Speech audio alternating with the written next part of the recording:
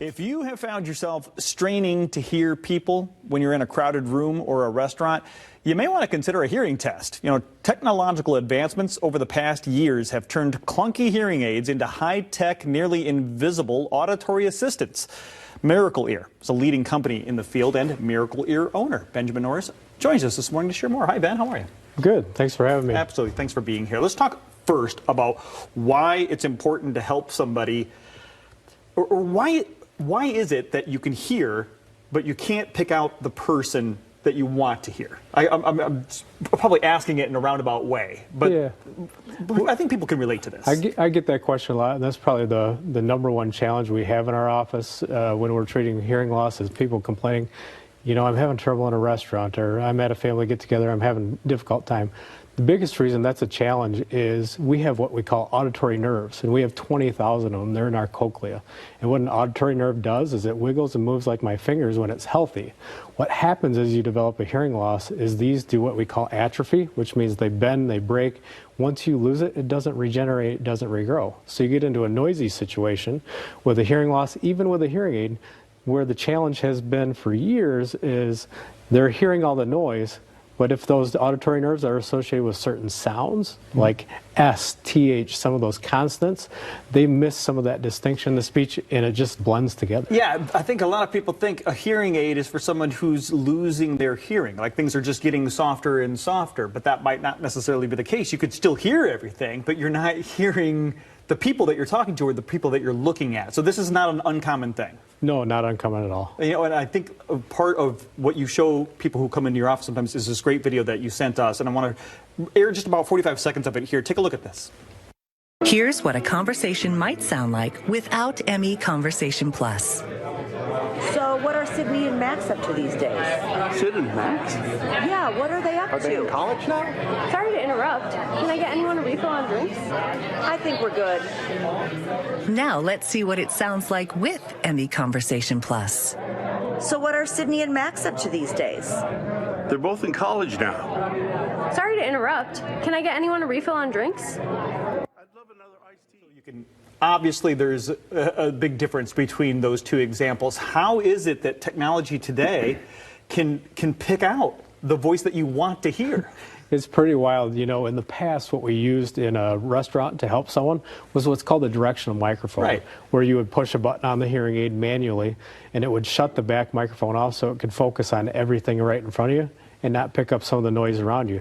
The challenge is that conversation that you need to hear, as that waiter just walked up in that example, comes from you from behind, you're not aware of it. So today's hearing aids, compared to the past, have what I call a dual processing capability. And that's different from the past because in the past it was one processor. Now that I have a dual processor, I have one dedicated to speech and one dedicated to noise. So I can actually separate the speech versus the noise in an environment like that.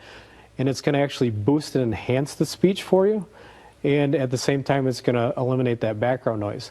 Not to say you're not aware of it, but it's separating the two, and it's actually refreshing. Both processors refresh 1,000 times per second, so it's adapting constantly the conversation in that environment. Yeah, when we're talking processors inside these tiny little devices, I mean, it's obvious that technology has advanced to where you can actually pick out the voice that you want to hear and not be surprised, not just shut off one area.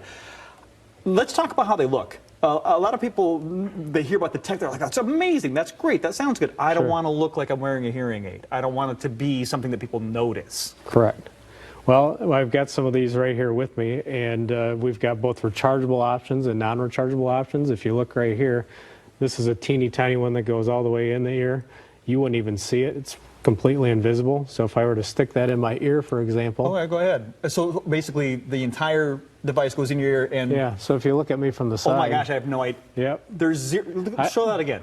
Turn your other so right I'll turn there. my head. Nope. So I've got that one in. You're wearing a hearing aid. I'm wearing a hearing aid at the moment. Yep. Yeah, and no one would know. No one would know. And then there's the other style, which is, you know, something that goes behind your ear. And these are pretty discreet. We've got a lot of people that are worried about what it looks like, but everyone wears glasses today. It just looks like you got... Oh my gosh, you wouldn't even notice that either. That's sticking right behind your ear. Yep. And so this does something with the bone, is that right? It actually doesn't do anything with the bone, but you've got two microphones back here that pick up sound. And But that is part of when I paid a visit to you a Yes. few months ago, and you were talking about how auditory signals can be picked up through your bones as well. yeah, we a lot of times hear better through the bones of our skull than we do even through our ears. Hey, look, there's me going through the process right there. Well, and that's exactly why people have difficulty in a restaurant, because they're hearing sound through the bones of their skull. And it's drowning out some of that clarity. Okay, so people can do exactly what I did, which is pop over to your office and go through this. Talk about how long this process takes, what it's like for somebody to come in for the first time.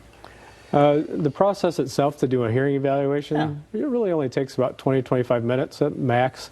You know, on the front end of that, we're going to spend a little time talking to you about what brought you in to see us, what you're struggling with, so that we have a good idea of where we can focus on helping you. The backside of it, the cool thing is you got to experience when you came in, we actually put hearing aids in your ears so you can hear what the difference is right there in the office, so that you know exactly, hey, can we help you or not? It was pretty astonishing. Plus, you get that readout too that shows exactly, and you could. I mean, it's it's different than what you might remember 10, 20 years ago. And we encourage you to check out Ben's place. Miracle Ear is the name of the business, and it's right there on Plainfield, right? We have one right there on Plainfield, Yeah. but we also have several locations in West Michigan to serve you, all the way from Kalamazoo to Battle Creek to, you know, Coldwater. Yeah, And- anywhere is very Yeah. convenient, easy to get to, and as you heard Ben say, it's not going to take more than a half hour tops, you know, out of your day, and what you get back could be priceless. Could be able to hear without straining and get that sense of normalcy again. Yeah, you know, I look at it from a perspective of we're really giving you your freedom and independence back. That's what You it know, is. Putting you back in the conversation. 877-EARWAX9. That's the phone number to call, or you can go to Miracle-Ear. Don't forget that dash, miracle-ear.com. Thanks for the time, Ben. Yep, thank you.